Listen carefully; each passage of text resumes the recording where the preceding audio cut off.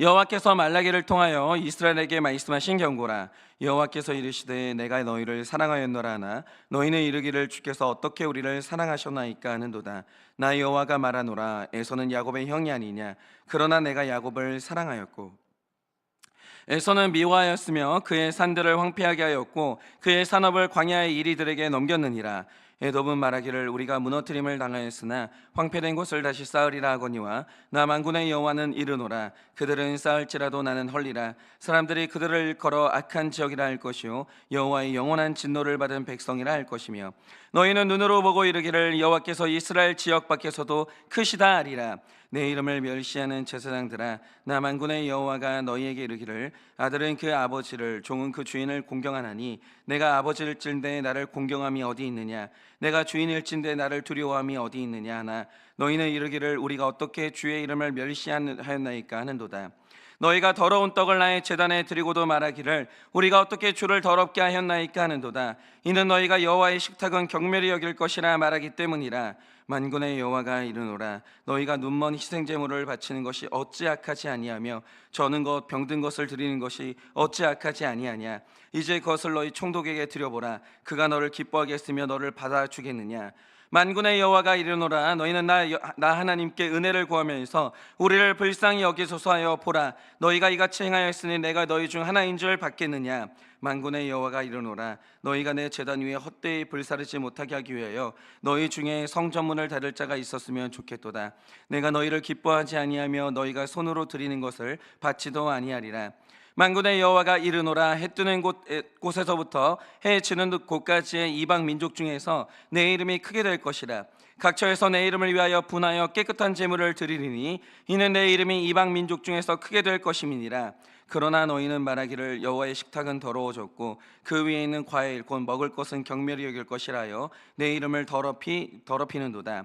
만군의 여호와가 이르노라. 너희가 또 말하기를 이 일이 얼마나 번거로운가 하며 고웃음치고 훔친 물건과 저는 것 병든 것을 가져왔느니라. 너희가 이같이 봉헌물을 가져오니 내가 그것을 너희 손에서 받겠느냐. 이는 여호와의 말이니라. 다 같이 읽겠습니다. 짐승 떼 가운데 수컷이 있거늘 그 서원하는 일에 흠 있는 것으로 속여 내게 드리는 자는 저주를 받으리니 나는 큰 임금이요 내 이름은 이방 민족 중에서 두려워하는 것이 됨이니라.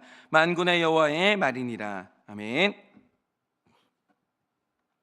네, 오늘부터 우리가 그 말라기서를 묵상해서 아마 이제 송구영신 예배의 마지막 메시지까지 이제 말라기서 말씀을 묵상하게 될 텐데, 그래서 오늘은 이 말라기서의 개론을 하고 중요한 포인트를 이제 묵상하고자 합니다. 근데 말라기서는 굉장히 많은 말씀들이 있어요. 그리고 이제 포인트들이 있는데, 그것들은 이제 사실은 이제 가지에 불과하고요. 사실 말라기서가 하나님께서 말라기서를 통해서 가장 말하고 싶어 하시는 것은 오늘 말씀이라는 거죠. 그럼 그게 뭐냐? 저 개인에게 있어서 이 말라기서는 이게 단순한 글이 아닙니다. 이게 아니고 저에게는 말라기서가 제 인생이고 지금도 누군가에게는 이 말라기서가 자기 인생이고 그런데 이것은 제 삶의 해석이고 제 문제에 대한 답이 말라기서였다는 거죠. 그래서 일단은 제 이야기를 하면서 말라기서를 좀 풀어나가야 될 것 같아요. 제가 이제 몇 번씩이나 말씀을 드렸지만 저는 목회자 자녀입니다. 저는 그래서 제 인생이 교회하고는 뗄 수가 없었어요. 교회는 제 인생의 전부였고 저도 이제 교회에 이제 소속이 됐었죠. 그런데 이제 제가 보는 이제 아버지는 교회에 자기 인생을 그냥 다 통째로 드린 분이었어요. 다. 그러니까 저희 아버지는 제가 볼 때는 그랬습니다. 저희 아버지는 남기는 게 없었어요. 그냥 하나님께 다 드렸어요. 근데 이제 도대체 무슨 은혜를 받았던 건지, 그러니까 무슨 신념이 있어서 그렇게까지 사는지는 어릴 때는 잘 몰랐지만 제 아버지는 이제 가진 게 얼마가 없었지만 교회에 있는 재산을 다 드렸어요, 그냥. 그리고 시간이나 개인의 취미까지 전부 다 이제 교회에 다 바친 인생이었습니다. 그러니까 제가 아는 바 저희 아버지는 취미가 없었어요. 그러니까 단 한 번도 없었어요, 취미가. 지금도 저희 아버지가 제가 이제 은퇴하실 때 제일 걱정됐던 게 뭐냐면 아버지가 취미가 없는 분인데 그럼 우리 아버지는 은퇴 이후에 뭘 하실 수가 있는가, 그게 제일 걱정이 됐어요. 인생이 취미가 없었기 때문에. 그래서 저희 아버지는 이렇게 시간이 남는다 그럼 저희 아버지는 그 알리바이가 정확한 분이었는데 저희 아버지가 집에 없으면 우리 식구들은 어디 있는지 다 알았어요. 저희 아버지는 늘 교회에 계셨어요. 성도들도 아버지가 교회에 계시는 게 당연했고, 저희 아버지는 시간 남으면 늘 교회를 어디 고치고 있었어요. 교회 일을 하든지 교회 뭘 고치고 있든지 늘 교회 고치고 있었어요. 그래서 아버지가 어디 있는지를 찾는 게 너무 쉬웠어요, 저희는. 그러니까 저희 아버지는 이제 남아 있는 게 있으면 다 교회에 이제 바치셨던 분이죠. 근데 제가 이제 담임 목사가 돼 보니까 이제 하나는 이제 확실하게 알겠는 게 뭐냐면, 아버지가 그렇게 살 수 있었던 원동력이 뭐냐? 그거는 이제 사랑했기 때문이에요. 이게 사랑하지 않으면 그렇게 못 살아요.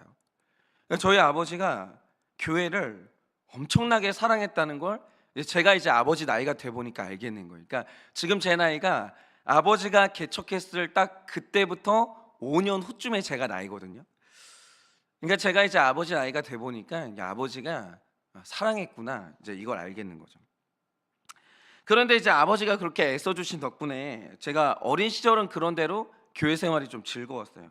그러니까 당시만 해도 교회 규모가 좀 있었기 때문에 초등학생 시절에는 저희를 담당해 주시는 전도사님도 계셨고, 그러니까 교회 친구들도 많았기 때문에 저 어린 시절은 그래도 교회에 좋은 추억들이 굉장히 많았습니다. 막 성탄절날 이렇게 새벽송 하러 다니고, 그러면 성도님들이 기다렸다가 이제 음식 같은 거 주시고, 굉장히 이제 아름다운 추억들이 많아요. 그래서 저도 당연히 이제 제 교회를 너무 사랑했죠. 너무 사랑했죠. 이게 저는 이제 목회자는 아니었지만 이게 어린이 중직자처럼 살았는데, 중직자들이 좀 그러잖아요. 교회가 잘 되면 저도 기쁜데 교회가 어려워지면 저도 근심이 되는 거예요. 근데 이거를 제가 초등학교 때부터 이런 삶을 살았어요. 교회에 무슨 일이 있다, 저도 눈치는 챌 거 아니에요. 막 근심이 너무 되는 거예요. 어린데, 초등학생인데. 근데 교회가 잘 된다, 저도 기쁜 거예요. 그러니까 이제 저도 제 교회를 사랑하게 된 거죠. 그러니까 제가 기도를 한다고 하면 어린 시절부터 빼놓지 않고 하는 기도가 교회 기도인 거예요. 그러니까 우리 가정의 구조라는 게 교회가 어려운 이상 아버지가 밝을 수가 없고, 아버지가 밝지 않으면 우리는 행복할 수가 없기 때문에 우리의 기쁨이 교회의 기쁨이었고, 교회의 성장을 날마다 제가 기도를 했어요. 그러니까 교회 기도는 빼놓지 않고 했던 것 같아요, 어린 시절부터. 그런데 그 기도를 저만 했겠냐고요. 저희 아버지도 저희 어머니도 밤마다 새벽마다 하루에 2시간씩 가가지고 그렇게 이제 교회 가서 기도를 하셨고, 그러니까 우리 교회 성도님들도 교회를 사랑하니까 오기만 하면 교회를 위해서 기도하는 거예요. 통성으로 하나님 우리 교회에 부흥을 달라고, 우리 교회 성도님들이 삶 가운데 하나님의 은혜를 맛보게 해달라고. 그러니까 모든 성도님들이 교회를 위해서 통성 기도를 하는 거예요. 그런데 저의 고통이 뭐였냐면, 그렇게 모두가 교회를 사랑했고 교회를 위해서 기도했는데 교회가 계속 어려워지는 거죠. 그러니까 저는 이제 제가 어릴 때부터 만났던, 그러니까 제일 큰 고통이 뭐였었냐면, 교회가 어려워진다는 건 성도들이 그 교회를 떠난다는 뜻이거든요. 근데 어릴 때부터 제가 어느 날 이상한 걸 느끼는 게 뭐냐면, 저를 어릴 때부터 가르쳐 주셨던 주일학교 선생님이 어느 날 교회를 안 나오는 거예요. 그리고 내 옆에 항상 앉아가지고 같이 예배를 드렸던 내 교회 학교 친구들이 하나둘씩 없어지기 시작하는 거예요. 저는 그게 굉장히 큰 사건이거든요. 나를 가르쳐줬던 선생님이 없어지고 내 친구가 없어지고. 그런데 저는 당시에 어렸기 때문에 내가 사랑했던 사람들이 하나둘씩 교회에서 사라지는데 아무도 이유를 말해주는 사람이 없는 거예요. 그냥 지나가는 말로 해주는 말이 뭐냐면, 시험 들었대, 이 말만 해주고, 내가 사랑하는 사람들이 없어지고 있는데 그걸 말해주는 사람이 아무도 없는 거예요. 그러니까 어느 날부터 그게 불안해지기 시작하죠. 이번엔 누가 없어지나, 다음엔 누가 없어지나. 그런데 교회를 섬겼던 한 사람이 교회를 떠나면 이 남겨진 교회 분위기가 얼마나 힘들어지고 힘이 빠지는지 어린 시절 내내 사람이 떠나가는 그 문제가 제 마음을 늘 눌렀어요. 그게 너무 힘들었어요. 그런데 이제 그러다가 우리가 기도의 응답을 받아가지고 교회가 다시 부흥이 된다, 그러면 힘들지는 않았을 텐데 아무리 기도를 해봐도 교회는 계속 어려워지는 거죠. 계속 젊은 사람들이 점점 빠져나가기 시작하고 성도님들 수는 줄어들기 시작하고, 그러니까 이제 교회 재정도 어려워졌는데 저는 이제 그런 상황에서도 한동안은 우울하진 않았어요. 왜 그러냐면, 우리 아버지가 하나님을 저렇게 사랑하는데, 우리가 교회를 이렇게 사랑하는데 하나님이 설마 우리 교회를 이대로 놔두시겠는가? 하나님이 한번 일하시기 시작하면 우리 교회는 다시 활력이 살아나고 예전의 부흥이 다시 한번 진행될 것이다. 저는 이걸 믿었어요. 굉장히 오랜 시간 믿었어요, 그거를. 그래서 이제 포기하지 않고 진짜 계속 기도했죠. 포기를 안 했어요. 계속 교회를 위해서 기도했어요. 그 심지어 제가 신학교에 들어가가지고 아예 사역자가 돼가지고 아버지 곁을 도왔죠. 다시 한번 교회가 회복되는 그날을 위해서. 근데 문제가 뭐냐, 어린 시절부터 해서 제가 이제 20년 가까이를 기도했어요. 하나님, 우리 교회를 다시 은혜를 부어달라고, 우리 교회에 정말 부흥이 있게 해달라고 20년을 기도했거든요. 그리고 낮까지 신학교에 들어가서 우리 교회에 힘을 보태면서 열심히 섬기는데, 그런데도 기도 응답이 안 되는 거예요. 교회가 계속 힘들어져요. 그런데 이렇게 되니까 어느 날 제 마음 가운데 우울함이 찾아오면서 하나님이라는 존재에 대해서 가장 중요한 것에 회의감이 찾아오기 시작하는 거예요. 그게 뭐냐, 이제 신앙생활 하시면서 삶을 살면서 아마 이 부분이 제일 큰 시험의 영역일 텐데, 내가 이제 어릴 때부터 배웠기 때문에, 경험을 했기 때문에 하나님이라는 분이 계시다는 건 부인을 안 해요. 저는 어릴 때부터 그게 흔들린 적은 없었어요. 근데 문제가 뭐냐 하면, 어느 날 하나님이 계시는데 그분이 나를 사랑한다는 게 안 느껴지기 시작하는 거예요. 그러니까 이 사랑이 안 느껴지는 거예요. 근데 여러분은 이게 얼마나 괴로운 문제인지 아십니까? 만약에 어떤 남녀가 연애를 해요, 만나요, 밥도 먹어요, 대화도 해요, 선물도 주고받아요. 그런데 어느 날 한쪽에서 상대방이 더 이상 나를 사랑하지 않는다는 게 느껴지는 거예요. 같이 만나서 밥도 먹고 대화도 하는데 어느 날부터 사랑이 안 느껴지는 거예요. 그러면 그날부터 그 연애는요 굉장히 힘들어집니다. 그리고 결혼을 했어요.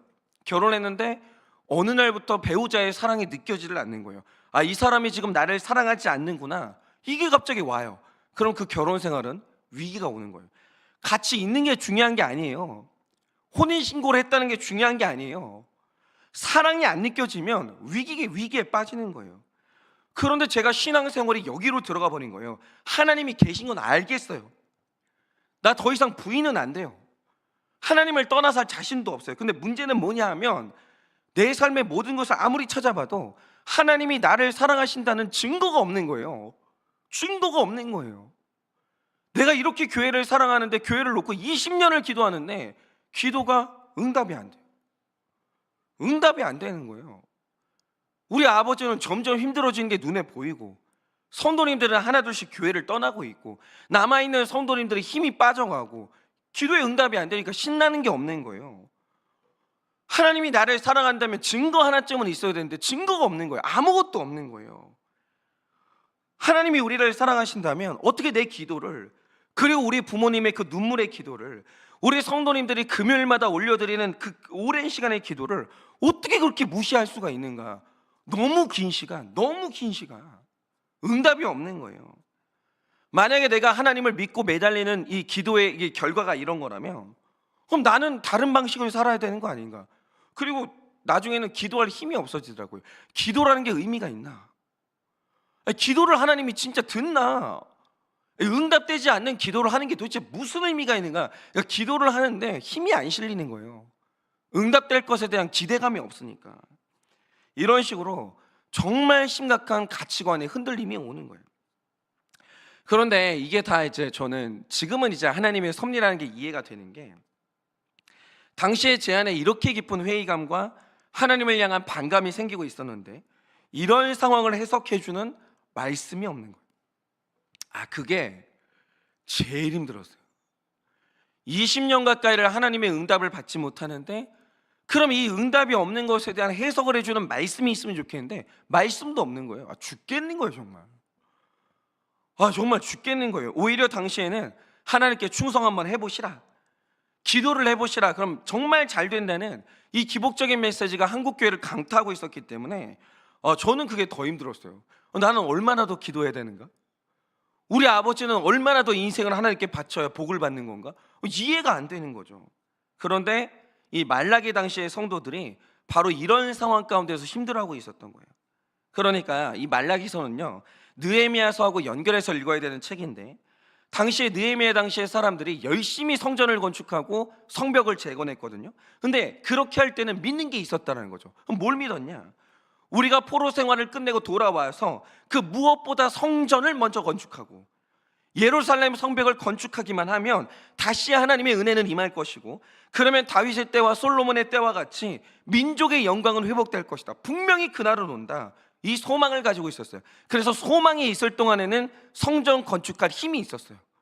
성벽을 건축할 힘이 있었다는 거죠. 그래서 학계의 지도 아래서 열심히 성전 건축을 했고요, 느헤미야와 에스라의 지도 아래서 예루살렘 성벽을 마침내 건축했어요. 근데 그게 넉넉해서 한 게 아니었어요. 힘을 쓰고 남아서 한 게 아니었다라는 거죠. 우리 다음 세대의 미래를 위해서 우리가 이렇게 희생하고 열심히 주님께 헌신하면 다음 세대 때는 영광이 다시 한번 회복되겠지, 이 소망을 품으면서 이들이 없는 중에 짜내가지고 헌신을 했다라는 거죠. 그리고 이제 예루살렘 성벽을 다 건축한 다음에 이제 하나님이 어떤 일을 하시는가 기대감을 가지고 이제 기대하고 있었어요. 근데 그 다음에 일어난 놀라운 일이 뭐냐? 이스라엘 안에 아무 일도 안 일어나는 거예요. 그리고 더 중요한 게 뭐냐? 삶이 더 어려워지기 시작하는 거예요. 그러니까 이제 이런 일이 있었어요. 느헤미야가 처음 이스라엘로 올 때 그 페르시아 왕하고 제가 반드시 다시 왕 곁으로 다시 돌아오겠습니다, 이 약속을 했기 때문에 성벽 재건이 끝난 다음에 느헤미야는 다시 페르시아로 돌아갔어요. 그리고 느헤미야 다음으로 새로운 총독이 이스라엘을 통치했거든요. 근데 이 새로운 이제 총독은 이스라엘 백성들한테 관심이 없는 거예요. 느헤미야하고는 완전히 달랐어요. 관심이 없는 거예요. 그러니까 이 백성들의 삶이 점점 이렇게 피폐해지기 시작하고 가난해지기 시작하는 거예요. 그러니까 이제 어떻게 됐냐면 백성들이 가난해지잖아요. 강팍해지는 거예요. 이게 뭐냐고, 내가 하나님께 그렇게 헌신했는데 어떻게 우리 삶이 더 이렇게 어려워질 수 있냐고. 그러면서 이 사람들이 하나님에 대한 차가운 마음이 생긴 거예요. 그러자 일어난 일이 뭐냐? 제일 먼저 주님께 드리는 11조를 끊어버렸어요. 이스라엘 백성들이 11조를 안 하는 거예요. 그러니까 오늘 말씀의 배경이 그런 거예요. 11조를 끊어버리는 거예요. 그리고 만약에 이제 하나님께 예물을 드려야 된다, 내가 먹다가 남은 거, 썩은 거, 그리고 내 가축 중에서 이제 뭐가 하자가 있어가지고 나는 쓸 수 없는 거, 이런 것들 버릴 수밖에 없는 것들, 쓰레기들을 하나님의 성전으로 가져가기 시작하는 거예요. 그 이유가 뭐냐? 냉소적이 된 거예요. 기도하면 뭐하나, 제사하면 뭐하나, 헌신하면 뭐하나, 하나님이 나한테 돌려주는 게 아무것도 없는데 내 기도에 이런 식으로 응답을 하는데 내가 왜 하나님께 헌신해야 되나? 그러니까 이 사람들이 하나님을 부인하진 않아요. 제사를 드려야 된다는 사실 자체를 부인하진 않아요. 근데 더 이상 하나님께 가장 좋은 것을 드릴 마음이 없는 거예요. 하나님이 미운 거예요. 하나님이 원망스러운 거죠. 그런데 이제 11조가 끊어지니까 그 성전을 섬기는 레위인들과 제사장의 삶이 피폐해질 거 아닙니까? 그러니까 레위인들이 다 성전 밖을 뛰쳐나가는 거예요. 먹고 살려고. 그 이제 밭을 매기 시작하는 거죠. 이렇게 말씀 연구 안 하고 제사를 위해서 헌신하지 않고 다 자기 생계를 위해서 일하기 시작하는 거예요. 이러니까 이제 성벽 건축 이후로 이제 성전이 점점 어려워졌고 백성들은 성전에서 받는 은혜가 없어지니까 영육간에 완전히 피폐함으로 들어가네요. 완전히 피폐함으로 들어가는 거예요. 진짜 교회가 여기로는 안 들어가야 돼요. 이 침체로는 안 들어가야 돼요. 그러니까 저도 하여튼 이게 어쨌든 교회에 올인하는 이유가, 하여튼 교회가 이 침체로 들어가면 우리는 살 수가 없기 때문에 어쨌든 이제 우리가 진짜 깨어서 일어나야 되는데, 그러니까 어느 날 백성들 사이에서 하나님을 향한 원망이 터져 나오는 거예요.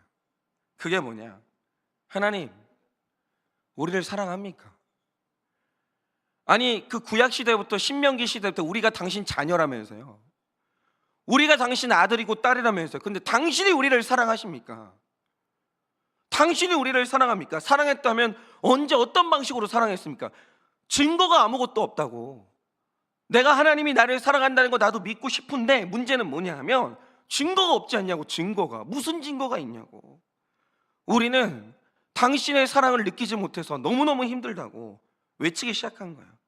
그런데 이 모든 질문에 대해서, 백성들의 원망에 대해서 하나님이 주시는 답이 뭐냐? 그게 바로 말라기서의 말씀이라는 거죠.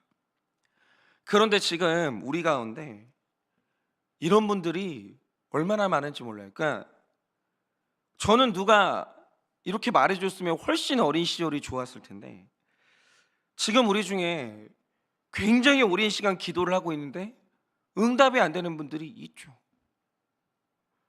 기도를 그렇게 오래 하는데 응답이 안 되는 거예요. 이 어려움은 언제 끝나는 것인지 모르겠는데 나는 하나님을 믿어요.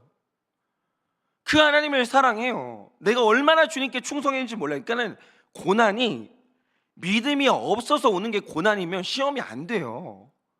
내 삶의 결론이라고 치부하면 되니까. 문제는 뭐냐면 믿음이 좋은데 오는 이 고난은 뭐냐라는 거예요. 주님께 헌신하는데도 오는 고난은 뭐냐라는 거예요. 지금 이 오랜 시간 끝나지 않는 고난 때문에, 오랜 시간 길어지고 있는 기도 응답이 없는 이것 때문에 이 신앙이 흔들리고 하나님이 점점 미워지는, 신앙의 마음이 차가워지는 그런 성도님들이 얼마나 많냐 이거예요. 얼마나. 그런 분들 정말 많아요. 그런데 이런 우리를 향해서 하나님이 말라기라는 선지자를 일으켜 세우셨고 그를 통해 답을 주시는데, 그러면 하나님이 주시는 가장 중요한 답이 뭐냐? 말라기서 1장 2절에 이렇게 기록되어 있습니다. 여호와께서 이르시되 내가 너희를 사랑하였노라. 그러나 너희는 이르기를 주께서 우리를 사랑하셨나이까 하는도다. 나 여호와가 말하노라. 에서는 야곱의 형이 아니냐? 그러나 내가 야곱을 사랑하였고 라고 얘기를 해요. 그러니까 야곱을 내가 사랑했다라는 말의 뜻이 뭐냐면 이스라엘이 야곱의 후예거든요. 그러니까 내가, 에서가 유능했어요. 에서가 굉장히 잘난 아들이었습니다. 그런데 에서가 아니라 내가 야곱을 사랑했듯이 내가 온 민족 중에서 여전히 너희를 사랑한다, 이 말씀을 하시는 거예요. 그러니까 보세요. 지금 말라기 시대의 신자들이 하나님을 향해 외치는 게 뭐냐? 당신이 우리를 사랑하냐 이거예요. 당신이 정말 나를 사랑합니까? 사랑하면 어떻게 나한테 이럴 수 있습니까? 나는 더 이상 당신 못 믿겠습니다. 나는 돈벌레로 살겠습니다. 나는 하나님을 믿지만 나는 돈 없이는 못 살겠습니다. 나 대놓고 난 돈이 제일 중요합니다. 이렇게 사람들이 변했어요. 그런데 그렇게 변해버린 사람들, 이제 하나님께 11조 안 하겠다는 거예요. 당신이 나를 사랑하지 않는데 내가 어떻게 11조를 드리냐 이거예요. 헌금을 해도 쓰레기만 드리는 거예요. 다 쓰다 남은 거, 얼마 되지도 않는 돈, 그거 가지고 와가지고 생색만 내는 거예요. 나는 하나님께 더 이상 충성하지 않겠다라는 거죠. 이렇게 완전히 변해버린 사람들을 보고 하나님이 뭐라고 말씀하시냐? 딱 한마디를 하시는 거예요. 그래도 내가 여전히 너희를 사랑한다는 거예요.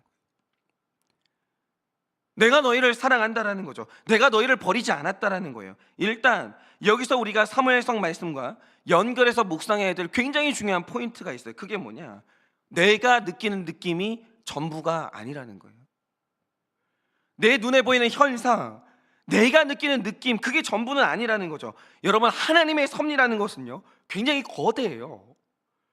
그러니까 우리의 상식과 우리의 오감을 뛰어넘는 거예요. 그래서 하나님이 여전히 일하고 있고 하나님이 여전히 우리를 사랑하고 있지만 우리의 감각은 하나님의 섭리를 못 느낄 수 있는 것이고 우리에게 부어지는 그 사랑을 못 느낄 수 있는 거예요. 우리의 감각은 그러해요.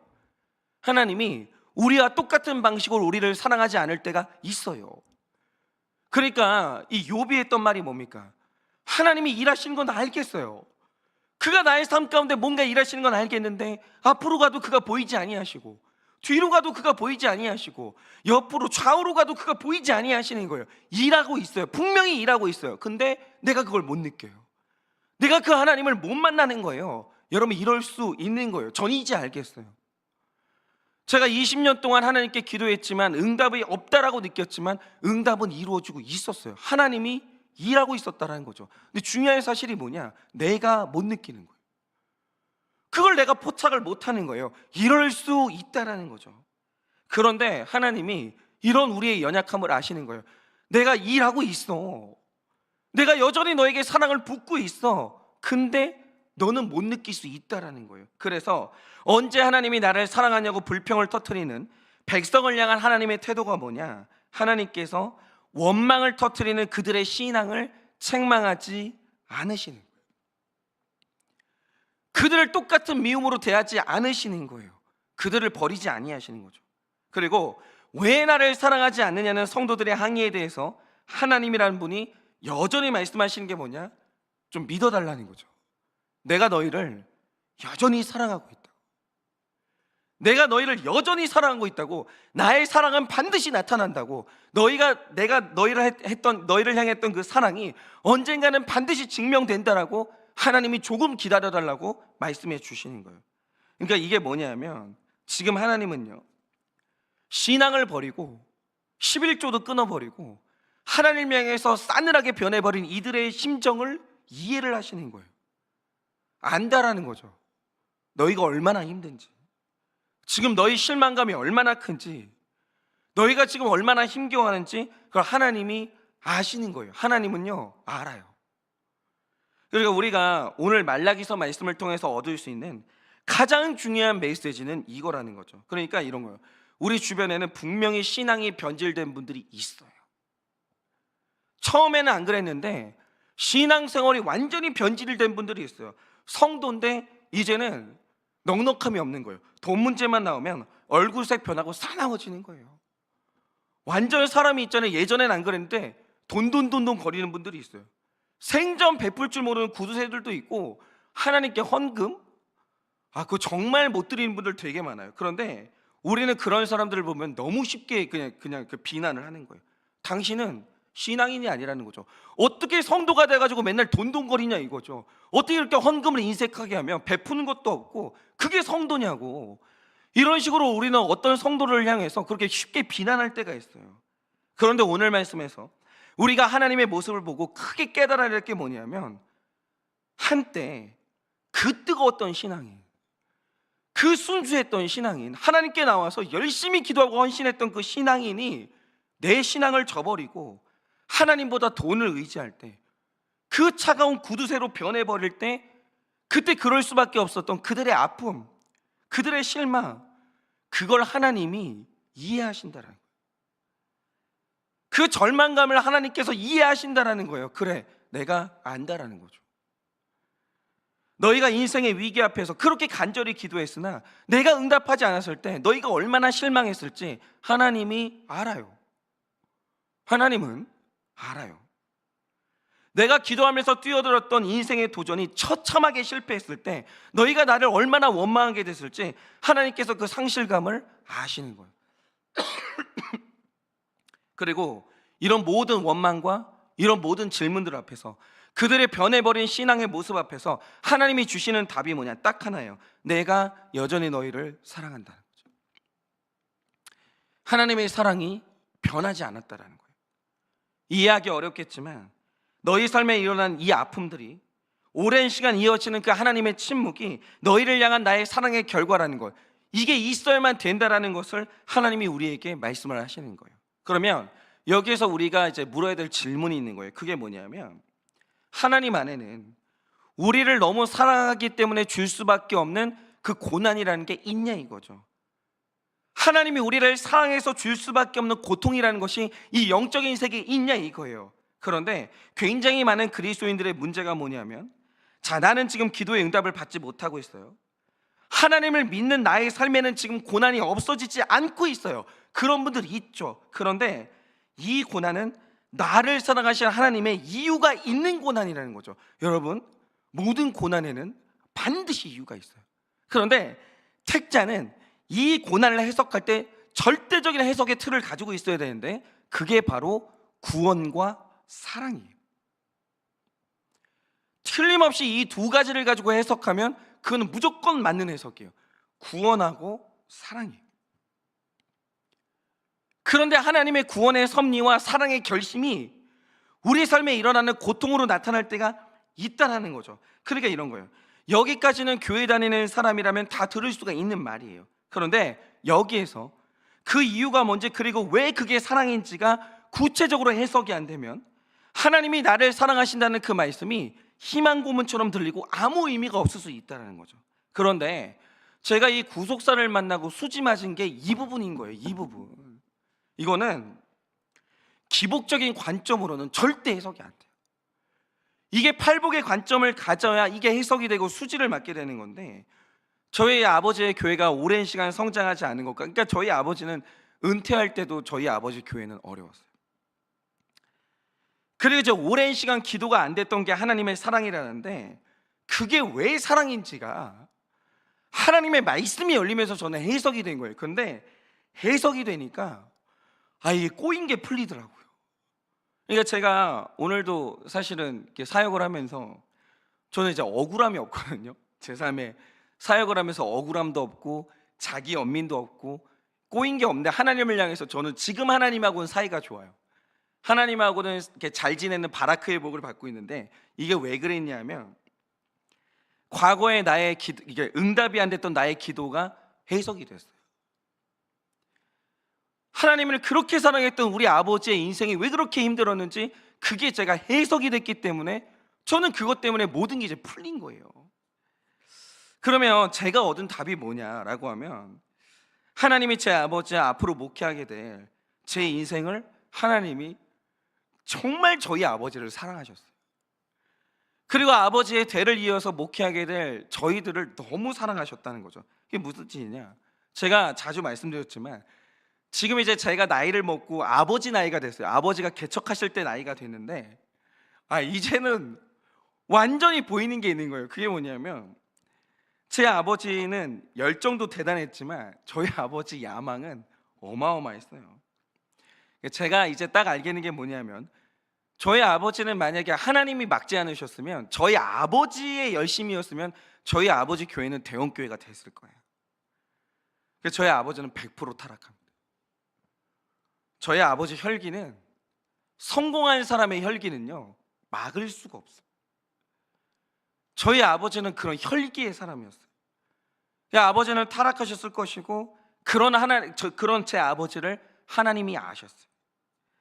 그런데 저희 아버지가 일평생 내 뜻대로 안 되는 인생을 보면서 저희 아버지는 혈기가 딱 꺾이셨어요. 하면 된다라는 이 인본적인 가치관이 딱 꺾이셨어요. 그리고 그 이후로 단 한 번도 하나님 앞에서 고개를 들거나 마음으로도 하나님을 배신한 적이 없었어요. 그건 제 아버지도 나중에 고백을 하신 거예요. 나는 지금의 삶이 너무 좋다라는 거예요. 저희 아버지가 현실 부정을 하시는 분이 아니에요. 저희 아버지가 하나님께 진짜 감사했어요. 하나님이 나의 삶에 이런 어려운 목회를 경험하지 않으셨으면 저희 아버지는 하나님 앞에 신실할 수가 없었던 거죠. 그리고 마지막으로 어느 날, 저는 그래도 그게 풀리지 않잖아요.